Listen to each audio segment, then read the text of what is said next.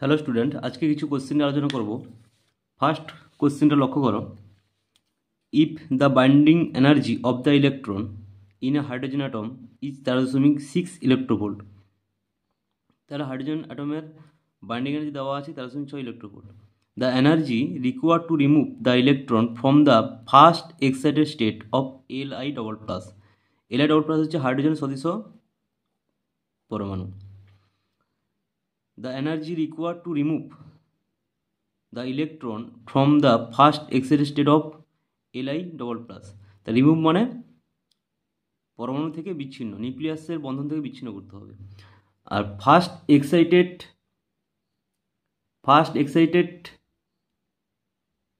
State বলেছে মানে কি?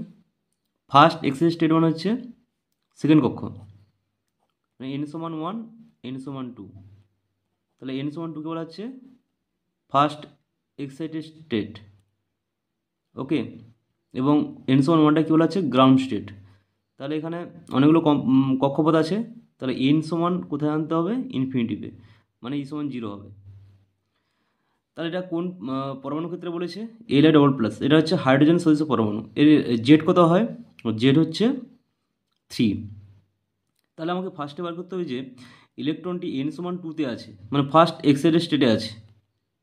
তাহলে ফার্স্ট সেই ইলেকট্রনটি অবস্থিত, সেই ইলেকট্রন রিমুভ করতে হবে। তাহলে এটা রিমুভ করতে হলে কত পরিমাণ এনার্জি লাগবে? আচ্ছা, তাহলে 2 নম্বর কক্ষপথে আমরা Li ডবল প্লাসের এনার্জিটা বের করে নেব। তাহলে আমরা জেনারেলি যে ইকুয়েশনটা জানি, En সমান কি জানি? -13.6 Z² বাই কি হয়? n²। এটা কিসে থাকবে? ইলেকট্রোভোল্টে থাকবে। তাহলে -13.6, এখানে Z=3 মিনস এখানে কত হচ্ছে? 9 বাই কত হবে? n সমান হচ্ছে 2, n=2, তাহলে 9 বাই কত হবে? 4। এটা এবং ইউনিটটা কিসে থাকবে? ইলেকট্রোভোল্টে। তাহলে এটা বেরোবে ক্যালকুলেশন করলে -30.6 ইলেকট্রোভোল্ট। তাহলে E2তে শক্তি কার ক্ষেত্রে? এটা Li ডবল প্লাসের ক্ষেত্রে, Li ডবল প্লাস। দ্বিতীয় কক্ষপথ শক্তি, দ্বিতীয় কক্ষপথ বলতে কি? n=2, n=2 মিনস হচ্ছে ফার্স্ট এক্সাইটেড স্টেট, ওকে। তাহলে এখানে সেকেন্ড n=2 সেকেন্ড কক্ষপথে -13.6 ইলেকট্রোভোল্ট এনার্জি আছে। তাহলে এই ইলেকট্রনটিকে, এখানে যে ইলেকট্রনটি আছে এই ইলেকট্রন রিমুভ করতে, মানে n=ইনফিনিটি আনতে কত পরিমাণ শক্তি লাগবে? না প্লাস করে দেবো। তাহলে এখানে তো আমরা জানি 0 ইলেকট্রোভোল্ট ইনফিনিটিভে।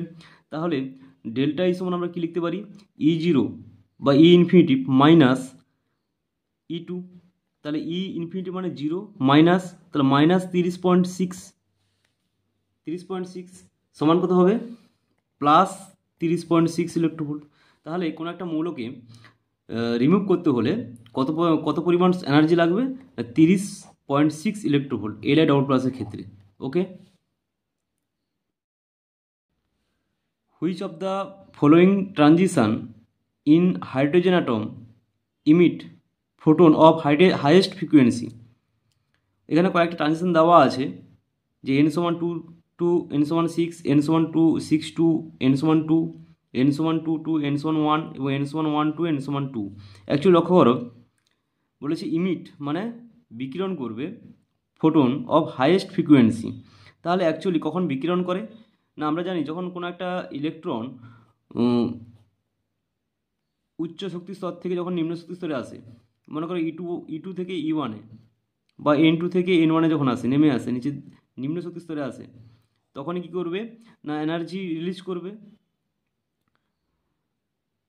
এটা ইলেকট্রন আছে এখানে, কিন্তু এখানে লক্ষ্য করো বলেছে 2 to 6, মানে দ্বিতীয় কক্ষ থেকে 6 নম্বর কক্ষপথ, 2 নম্বর কক্ষপথ 6 নম্বর কক্ষপথে গেলে মানে উপরে গেলে গিয়ে শোষণ করবে তো, কিন্তু এখানে কি ইমিট বলেছে, তাহলে এটা তো হবেই না, এই অপশানটা।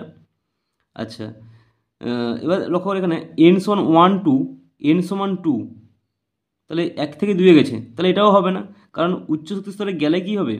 শোষণ করবে। আর উচ্চ শক্তি স্তর থেকে নিচে নেমে এলে কী করবে? নিম্ন শক্তি স্তরে নেমে এলে বিকিরণ করবে। তাহলে আমরা এখান থেকে কি বার করতে পারবো? দুটো অপশান হতে পারে, হয় বি না হলে সি। তাহলে আমরা একটু চেক করে নিই যে এখানে হাইয়েস্ট ফ্রিকোয়েন্সি কোনটাতে হবে, 6 to 2 এলে হবে না n=2 to 1 এলে হবে। তাহলে ছবি যদি এঁকে নিই আমরা, এখানে 6টা যদি কক্ষপথ এঁকে নেই, তাহলে n=1, n=2, n=3, n=4, n=5 এবং n=6। তাহলে 6 থেকে কোথায় আসবে, 2-তে বলেছে, তাহলে 6 থেকে 2-তে এসছে। আচ্ছা ওকে, আর এখানে বলছে এন সমান এন থেকে 1-এ আসবে, তাহলে এন থেকে 1-এ, এবং এটা কী পরমাণু বলা আছে, হাইড্রোজেন পরমাণু বা হাইড্রোজেন অ্যাটম বলা আছে। তাহলে হাইড্রোজেনটা আমরা জানি কি -13.6 electronvolt, -3.4 electronvolt, -1.51 electronvolt, -0.85 electronvolt, minus এটা কত হচ্ছে 0.50 ইলেকট্রোভোল্ট, মাইনাস এটা অ্যাপ্রক্স আসবে কত 0.38 ইলেকট্রোভোল্ট। ওকে, তাহলে আমরা এটা হাইড্রোজেন জানি বলে লিখে নিলাম। এরপরে আসবো কি, এরপর নেক্সট চলে আসবো কিছু কনসেপ্ট আছে এখানে, যে হাইয়েস্ট ফ্রিকোয়েন্সি আমরা কখন পাবো। আচ্ছা লক্ষ্য করো, আমরা আগেই বলেছিলাম যে আমাদের কম্পাঙ্ক বার করতে হবে। আগেই বলেছিলাম কি, যে কম্পাঙ্ক ইকুয়েশন লিখে নিই, সি সমান এন ল্যামডা, বা এন সমান কী হবে সি বাই ল্যামডা, বা এন ভেরিয়েশন 1/λ। তাহলে এটা আমাদের মাথায় রাখতে হবে যে এন ভেরিয়েশন 1/λ, মানে ল্যামডাটাকে তোমাকে কী করতে হবে, ল্যামডাটা হচ্ছে কি, যদি মিনিমাম হয় তাহলে এন কী হবে, ম্যাক্সিমাম হবে। তা ল্যামডা আমাকে কী করতে হবে, ল্যামডাটা মিন করতে হবে। ল্যামডা মিন করলে কী হবে, এন কী হবে, ম্যাক্স হবে, ম্যাক্সিমাম হবে। আবার ল্যামডা মিন হতে হলে এনার্জিকে কী করতে হবে, তাহলে আমরা ডেল্টা ইস ভেরিয়েশন কী জানি 1/λ, তাহলে ল্যামডা ভেরিয়েশন 1/Δ। তাহলে ল্যামডাটা মিন হতে হলে, কী করতে হবে, ল্যামডা মিন হতে হলে ডেল্টা ইকে কী করতে হবে, ম্যাক্স হতে হবে। ওকে, তাহলে আমরা এখানে দেখে নেব যে অ্যাকচুয়ালি ডেল্টা ই ম্যাক্স কার ক্ষেত্রে হয়, 6 থেকে 2 এলে ডেল্টা ই বেশি হবে না 2 থেকে 1 এলে ডেল্টা বেশি হবে। এখানে লক্ষ্য 13.6 আছে, 3.4 আছে, তাহলে 10.2 ডিফারেন্স, এখানে 10.2 ডিফারেন্স এনার্জি গ্যাপ। এখানে এনার্জি গ্যাপ কিন্তু কম হবে, লক্ষ্য করো 3.4, এখানে 0.38, মানে সাপোজ 0.4, মানে হচ্ছে কথা হচ্ছে এনার্জি গ্যাপ, সাপোজ মনে করো এখানে এনার্জি গ্যাপ কত হচ্ছে 3 ইলেকট্রোভোল্ট। তাহলে এখানে 3 ইলেকট্রোভোল্ট, এখানে 10.2 ইলেকট্রোভোল্ট, 10.2 ইলেকট্রোভোল্ট, তাহলে কোনটা বেশি, তাহলে 10.2 ইলেকট্রোভোল্টটা বেশি। তাহলে ইলেকট্রনটি কোনখান থেকে কোনখানে এলে বেশি কম্পাঙ্ক হাইয়েস্ট ফ্রিকোয়েন্সি রিলিজ করবে, তাহলে 10.2 থেকে 1 এলে হাইয়েস্ট করবে। কারণ কি না, এখানে ডেল্টা এটা বেশি, ডেল্টা ই বেশি হলে কী হবে, ল্যামডাটা কী হবে, মিনিমাম হবে। আবার ল্যামডা মিনিমাম হলে কম্পাউন্ড কী হবে, বেশি হবে। ওকে, তাহলে একের অ্যান্সারটা, সির অ্যান্সারটা ঠিক হবে।